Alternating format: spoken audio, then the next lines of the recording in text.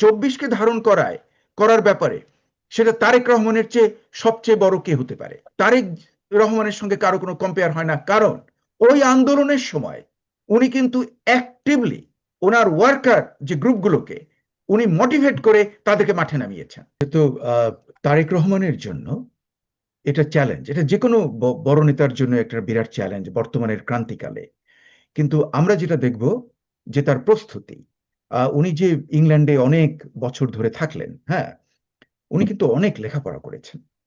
এবং শুধু তাই নয়, তার যে বিভিন্ন বক্তব্যগুলো যদি আপনি অ্যানালিসিস করেন তাহলে দেখবেন যে একটা রাষ্ট্র এমনি এক ক্রান্তিকালে এই রাষ্ট্রকে চালাবার জন্য যে ধীর স্থির একটা ভালো মানে মানে ব্যালেন্সড একটা মনন, এগুলো কিন্তু উনি পেয়েছেন।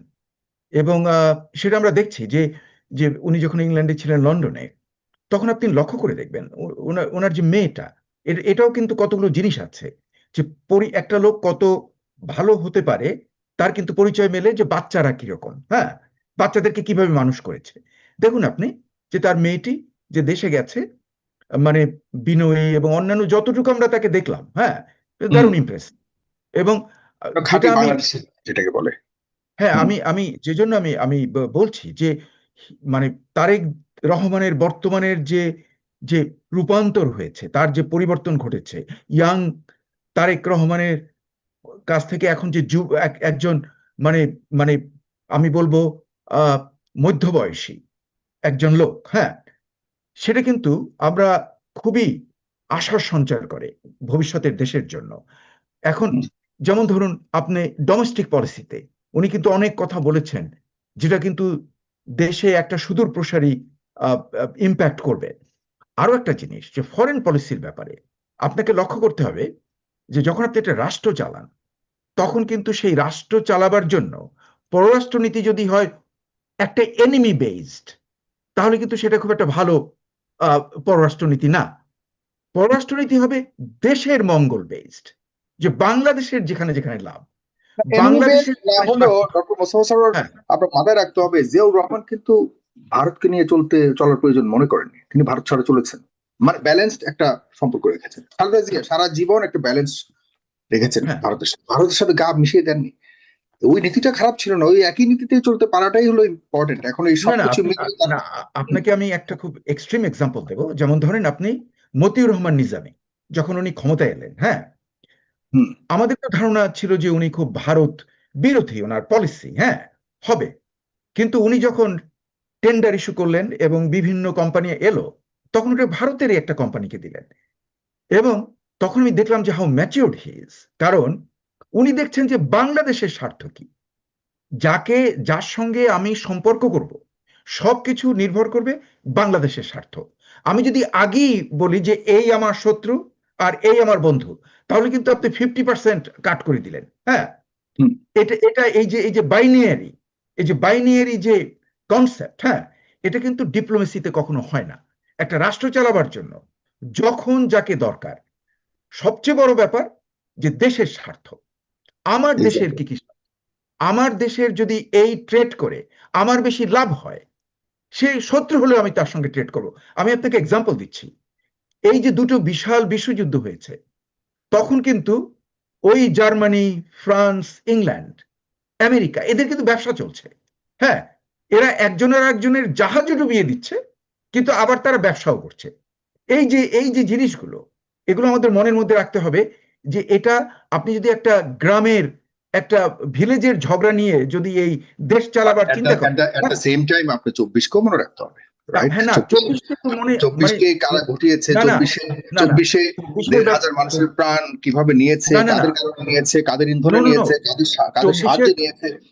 ঠিক আছে, ভেরি মাচ রাইট, বাট আমরা আমাদের দেশের সবকিছুকে বিকিয়ে দিয়ে সার্বভৌমত্বকে প্রশ্নের সম্মুখীন বা হুমকির মুখে রেখে শুধুমাত্র ক্ষমতাকে আঁকড়ে ধরার মতো যে নীতি আওয়ামী আমলে ছিল, সেটির পুনরুত্থান কোনোভাবেই বাংলাদেশের মানুষ সহ্য করবে না। মানে ভারতকে ক্ষমতায় থাকবার একটা অস্ত্র হিসাবে ব্যবহার বা এই চিন্তা চেতনা বাংলাদেশের মানুষ আর কখনোই গ্রহণ করবে না, এটা আপনি লিখে রাখেন। না, সেটা তো ঠিকই আছে, কিন্তু আপনাকে আমি যদি প্রশ্ন, না এই যে 15 মাসে যে সরকার 24-এর কে ধারণ করে যে সরকার ছিলেন, হ্যাঁ, সেই সরকার ভারতের সঙ্গে যেন কোন ট্রিটি হয়েছে সেটা আমাদেরকে জানিয়েছে। সেই ট্রিটি কি ক্যান্সেল করেছেন? কোন ট্রিটিগুলো খারাপ ছিল আমি তো দেখতে চাই, এবং সেটা ক্যান্সেল করেছে? ক্যান্সেল তো করে নাই। তাহলে এই বাগাড়ম্বরিতার কোনো অর্থ আছে? তার চেয়ে বরং আমরা দেখব যে আপনি এক্সাম্পল দিলেন যে জিয়াউর রহমান এবং খালেদা জিয়ার গভর্নমেন্টের সময় তারা কিন্তু বাংলাদেশের স্বার্থের জিনিসগুলো রক্ষা করেই ওনারা কিন্তু সার্কের মাধ্যমে ওনারা কিন্তু ভারতের সঙ্গেও সম্পর্ক করেছিলেন। কাজেই দি পয়েন্ট ইজ দ্যাট যে বাংলাদেশের স্বার্থ, দ্যাটস দ্য বটম লাইন, যে বাংলাদেশের কোনটা কোনটা স্বার্থ। আর 24-কে ধারণ করার ব্যাপারে সেটা তারেক রহমানের চেয়ে সবচেয়ে বড় কে হতে পারে? আমি তো তাকে মনে করি 24-এর ধারণে তারেক রহমানের সঙ্গে কারো কোনো কম্পেয়ার হয় না। কারণ ওই আন্দোলনের সময় উনি কিন্তু অ্যাক্টিভলি ওনার ওয়ার্কার যে গ্রুপগুলোকে উনি মোটিভেট করে তাদেরকে মাঠে নামিয়েছেন। এখন ওটা ব্যানারে ছিল, ছাত্রদের ব্যানারে, কারণ ছিল যাতে সবাই ঐক্যবদ্ধ থাকে। এটাও ছিল ট্যাকটিক্যাল, স্ট্র্যাটেজিক্যাল, হ্যাঁ, কারণ দলের নামে করলে পরে বিভক্ত হয়ে যায়, যে জন্য ছাত্রদের নামে করেছে। এবং ওই আন্দোলন ছিল বৈষম্য বিরোধী আন্দোলন, জবের ডিসক্রিমিনেশনের এগেনস্টে। এটাও লক্ষ্য রাখতে হবে। এখন আমরা ওর উপরে লেয়ার আফটার লেয়ার অ্যাড করতে পারি, হ্যাঁ, অ্যাড করে ওটাকে অন্যরকম দেখাতে পারি, কিন্তু সেটা ইতিহাসের যখন ভবিষ্যতে পর্যালোচনা হবে উইথ অল ডকুমেন্টস, তখন দেখা যাবে যে যে আন্দোলনটা বৈষম্য বিরোধী আন্দোলন, তাকে আমি এটা করছি, ওটা করছি বানিয়ে বলছি, এগুলোর কোনো মূল্য থাকবে না।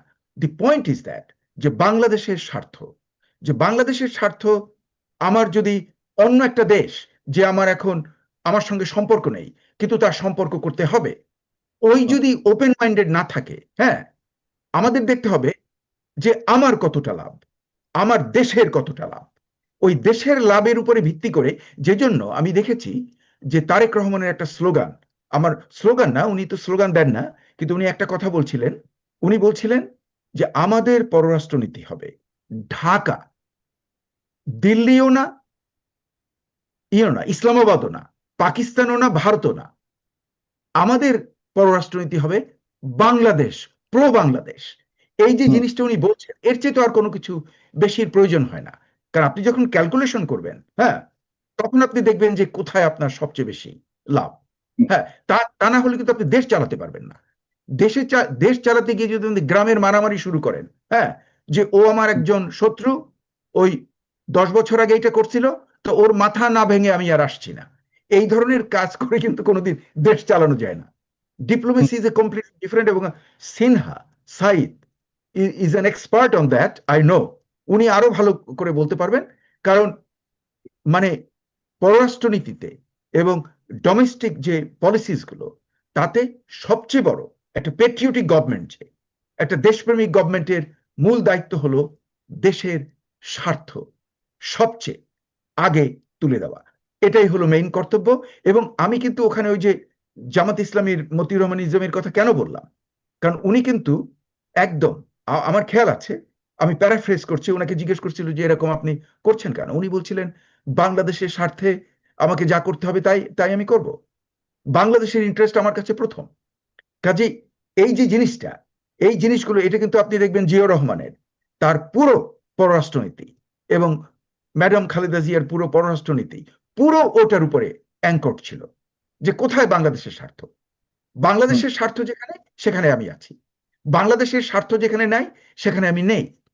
এবং আমি কখনো কোনো জিনিস শাট আপ করবো না, আমি হাতে রাখবো কিভাবে আমি একটা মানে গ্রুপের সঙ্গে আমি ঝগড়া বাঁধিয়ে দেব না অযথা, কিন্তু আমি করব কি, ওকে ব্যবহার করে কিভাবে আমার দেশের মঙ্গল আমি করতে পারি, সেটাই আমি করব। এই হওয়া উচিত পররাষ্ট্রনীতির মেইন পলিসি। এবং সেটাতে আপনি মনে করেন যে পরিবর্তনের পর তারেক রহমান একজন রূপান্তরিত, তার আগের জায়গা থেকে সে এখন যে তার সক্ষমতা এবং তার পরিবর্তন হয়েছে, সেটির উপরে আপনি যথেষ্ট আস্থা রাখতে চাচ্ছেন এবং সেটি আমি খুবই আস্থা রাখি। আমি মনে করি কি, যে যেমন ধরুন পৃথিবী কিন্তু চলে, ইটস এ গতিশীল, হ্যাঁ, আপনি আজকে একটা ভাবছেন, কালকে একটা ভাববেন, অতীতে একটা ভেবেছিলেন, হ্যাঁ, এরকমই কিন্তু মানুষের যাত্রা। হ্যাঁ, আপনি যদি আমাদের মহান নবীর দিকে দেখেন, হ্যাঁ, প্রফেট হযরত মুহাম্মদ, উনি কি ওনার পরিবর্তন হয়েছে না? দেখেন, ওনার যদি ছোটবেলার ব্যাপারটা দেখেন, হ্যাঁ, যখন উনি মক্কার ওই যে পৈতৃক ফ্যামিলি, হ্যাঁ, যারা মক্কাকে কন্ট্রোল করতো সবসময়, কাস্টোডিয়ান ছিলেন, তাদের মেম্বার হিসেবে ওনার যে ছোটবেলার কিছু কিছু কনসেপ্ট, আর উনি যখন নবুয়ত পেলেন তারপরে যে তার কনসেপ্ট, হ্যাঁ, তাতে কি পার্থক্য নেই? যথেষ্ট পার্থক্য আছে। এই যে জিনিসটা আমি আমি বলি যে আমরা একটা একটা প্রোগ্রেশন, একটা প্রগতিশীল, একটা বহমান ব্যাপারটা আমরা করি। রাজনীতিতে এটা আরো বেশি গুরুত্বপূর্ণ। কে কোথার অ্যালায়েন্স করে। আপনি বাংলাদেশে বেশি দূর যেতে হবে না, বাংলাদেশের অ্যালায়েন্স দেখেন। আমরা একসময় দেখলাম যে আওয়ামী লীগ জামাত একত্রে আন্দোলনে, হ্যাঁ, আবার দেখলাম জামাত বিএনপি একত্রে, আবার দেখলাম বিএনপি আওয়ামী লীগ জামাত একত্রে, আবার একজন আরেকজনের কাছ থেকে সরে গেল। এই যে প্রবহমান যে ব্যাপারগুলো, এগুলো হয় কি, এটা রাজনীতিতে ঘটে। যে জন্য আমি বলছি যে কোন স্ট্যাটিক কনস্ট্রেইন আপনি যত দেবেন একটা গভর্নমেন্টকে, তাকে তত আপনি অকেজো করে ফেলবেন।